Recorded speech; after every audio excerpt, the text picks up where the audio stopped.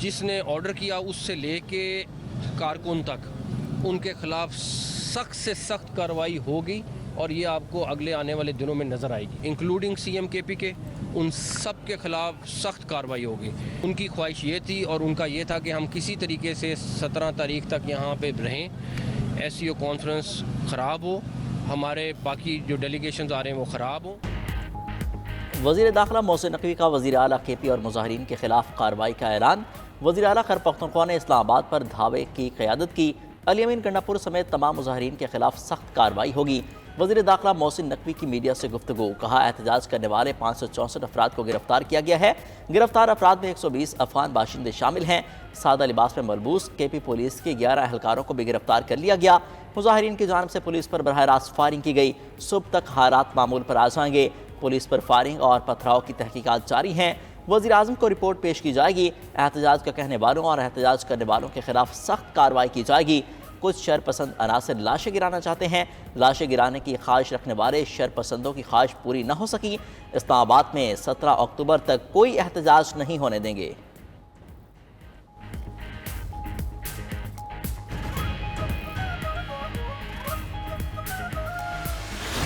ہے مشیر اطلاعات کے پی بیرسٹر سیف کا کہنا ہے کہ وزیر اعلیٰ علی امین گنڈا پور کو باضابطہ طور پر گرفتار نہیں کیا گیا۔ وزیر اعلیٰ خیبر پختونخوا 25 اکتوبر تک ضمانت پر ہیں، ان کی گرفتاری توہین عدالت ہوگی۔ وزیر اعلیٰ کو محصور کرنا جعلی حکومت کی شکست فاش ہے۔ صبح سے درباری وزراء کی چیخیں نکل رہی ہیں۔ ادھر وزیر اعلیٰ خیبر پختونخوا اسلام آباد آمد کے بعد کے پی ہاؤس پہنچنے تھے۔ Chairman P T I barrister Gohar کے پی ہاؤس سے نکلے تو صحافی نے پوچھا کیا وزیر اعلیٰ علی امین گنڈا پور کے پی ہاؤس میں موجود ہیں؟ بیرسٹر گوہر کوئی جواب دیے بغیر چلے گئے۔ خیبر پختونخوا اسمبلی کا اجلاس دوپہر 2 بجے طلب۔ اسلام آباد میں فوج تعینات، صورتحال کشیدہ ہونے پر کارروائی کے اختیارات بھی مل گئے۔ ضلع انتظامیہ کی طرف سے جاری مراسلے میں کہا گیا ہے مقامی کمانڈر وفاقی پولیس کے ساتھ مل کر کارروائی کرے گا۔ فوج شرپسند عناصر کو گرفتار کر سکے گی۔ فوج کو مظاہرین کے خلاف لاٹھی چارج، آنسو گیس کی بھی اجازت، طاقت کے کم سے کم استعمال کیا جائے۔ شرپسندوں کی موجودگی یا خطرات کی اطلاع پر فوج کارروائی کرے گی۔ وزارت داخلہ کے نوٹیفیکیشن کے مطابق فوج کو شنگھائی تعاون تنظیم سمٹ کی سیکیورٹی کے لیے تعینات کیا گیا ہے۔ ادھر پنجاب حکومت نے لاہور میں بھی فوج طلب کر لی۔ صوبے کے 6 اضلاع میں پاک فوج کو طلب کیا گیا ہے۔ پی ٹی آئی کے احتجاج پر لاہور میں پولیس کی بھاری نفری تعینات۔ جی پی او چوک میں پی ٹی آئی وکلاء اور پولیس آمنے سامنے۔ وکلاء کے پتھراؤ سے پولیس اہلکار شدید زخمی ہو گیا۔ کانسٹیبل بلال کو سر اور آنکھوں کے قریب زخم آئے، طبی امداد کے لیے اسپتال منتقل کر دیا گیا۔ مینار پاکستان اور دیگر علاقوں سے پی ٹی آئی کارکنوں کی گرفتاریاں۔ احتجاج کے پیش نظر رکھی گئی رکاوٹیں ہٹا دی گئیں۔ لاہور کے داخلی خارجی سمیت تمام راستے کھل گئے۔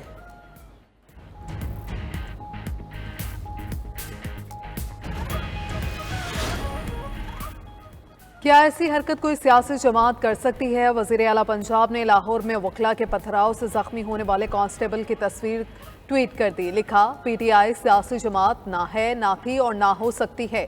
ایک دہشت گرد جماعت ہے جو بار بار اپنے ہی ملک پر حملہ آور ہوتی ہے۔ ریاست کو ان کے ساتھ وہی سلوک کرنا چاہیے جو دہشت گردوں کے ساتھ کیا جاتا ہے۔ وزیر دفاع خواجہ آصف کا کہنا ہے کہ جو مرضی کر لیں، اسلام آباد پر حملے کو کامیاب نہیں ہونے دیں گے۔ پی ٹی آئی نے احتجاج کے لیے سرحد پار سے مدد لی ہے۔ وزیر اطلاعات عطا تارڑ بولے، خیبر پختونخوا کے سرکاری آفیسر غیر قانونی احکامات نہ مانے، کل کو سرکاری افسران کے خلاف بھی کارروائی ہو سکتی ہے۔ احسن اقبال نے کہا، تحریک انتشار پاکستان کی گولن تحریک بن چکی ہے۔ گولن تحریک کی طرح ہی تحریک انتشار سے نمٹنا ہوگا۔ سینیٹر عرفان صدیقی نے کہا، پی ٹی آئی بھارتی وزیر خارجہ جے شنکر کو اپنی شاندار کارکردگی کی رپورٹ پیش کرے، دفاعی تنصیبات اور شہداء کے تباہ شدہ مزاروں پر بھی لے جائے۔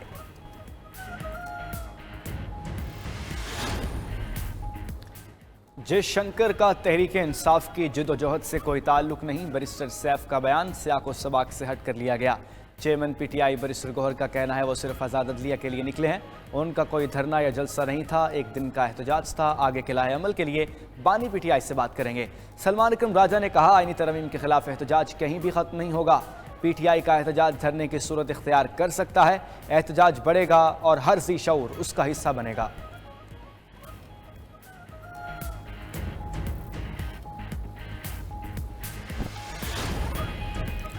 وفاقی دارالحکومت میں غیر قانونی اجتماع کی اجازت نہیں دی جائے گی۔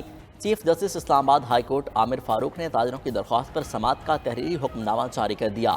حکم نامے میں کہا گیا، ایک سیاسی جماعت کے کارکنان ریڈ زون کی جانب مارچ کر رہے ہیں۔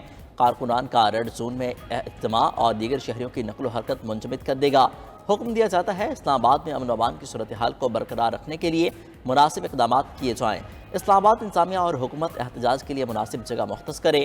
دوران سماعت جسٹس عامر فاروق نے ریمارکس دیے، ایسے لگ رہا ہے شہر حالت جنگ میں ہے، کرفیو کی صورتحال ہے، کسی کا حق نہیں وہ سڑک کے درمیان اکٹھے ہو جائیں اور میرا راستہ بند کر دیں۔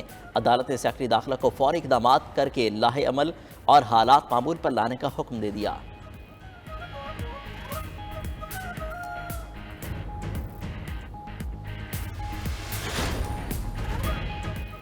وزیر اعلیٰ خیبر پختونخوا کے ناقابل ضمانت وارنٹ گرفتاری جاری۔ ڈسٹرکٹ اینڈ سیشن کورٹ اسلام آباد نے غیر قانونی اسلحہ اور شراب برآمدگی کیس میں فیصلہ سنا دیا۔ عدالت نے فیصلہ سنایا، متعدد مرتبہ عدالتی طلبی کے باوجود علی امین گنڈاپور عدالت پیش نہ ہوئے۔ علی امین گنڈاپور کو گرفتار کر کے آئندہ سماعت پر عدالت پیش کیا جائے۔ کیس کی سماعت 12 اکتوبر تک کے لیے ملتوی کر دی گئی۔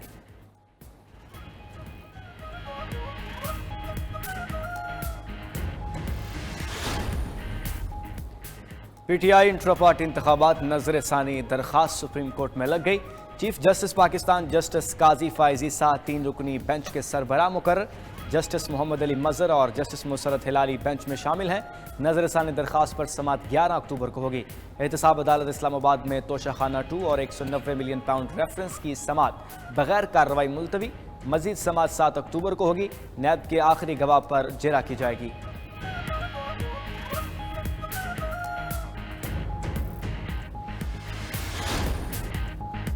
سندھ کے محکمہ ورکس اینڈ سروسز اور محکمہ آباشی میں کرپشن کی داستان رقم ای ٹینڈرنگ کے لیے کسی بڑے اخبار میں اشتہار نہ دیا گیا۔ IMF معاہدے کی بھی دھجیاں اڑا دی گئیں۔ 92 نیوز کے پروگرام خبر کیا ہے نے اربوں روپے کی کرپشن کا پردہ فاش کر دیا۔ لیگی حکومت کی فلیگ شپ لیپ ٹاپ اسکیم میں بڑے پیمانے پر خامیاں بھی سامنے آ گئیں۔ مردان میڈیکل کمپلیکس میں بھی بے ضابطیوں کا بھانڈا پھوٹ کیا۔ ماضی پر کرپشن پر مستعفی ہونے والے ڈاکٹر گلزار کو پھر اسپتال ڈائریکٹر لگا دیا گیا۔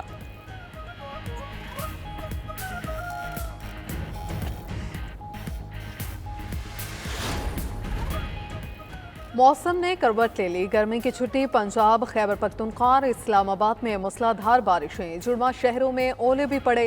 لاہور میں بارش کے ساتھ تیز ہواؤں نے موسم خوشگوار کر دیا۔ مری میں بھی تیز بارش کے ساتھ ژالہ باری۔ خیبر پختونخوا میں دارالحکومت پشاور میں بارش کی بوندوں نے درجہ حرارت کو نیچے جانے پر مجبور کر دیا۔ ہری پور شہر اور گرد و نواح میں وقفے سے تیز آندھی اور گرج چمک کے ساتھ موسلادھار بارش کا سلسلہ جاری۔ بارش سے GT روڈ سمیت دیگر سڑکوں پر پانی جمع ہونے سے شہریوں کو مشکلات کا سامنا۔ محکمہ موسمیات نے ملک بھر میں مزید بارشوں کی پیشگوئی کر دی۔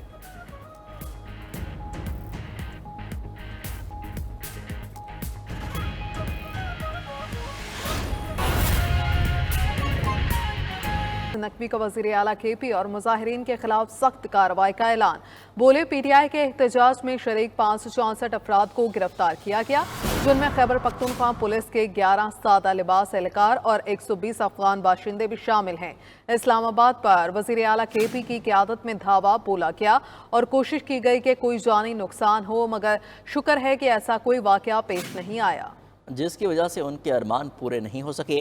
وزیر داخلہ نے کہا کہ وزیر اعلیٰ KP سمیت اسلام آباد پر دھاوا بولنے، پولیس پر تشدد کرنے والوں اور تخریب کاری کا حکم دینے سے لے کر کارکنوں تک سب کو قانون کا سامنا کرنا پڑے گا۔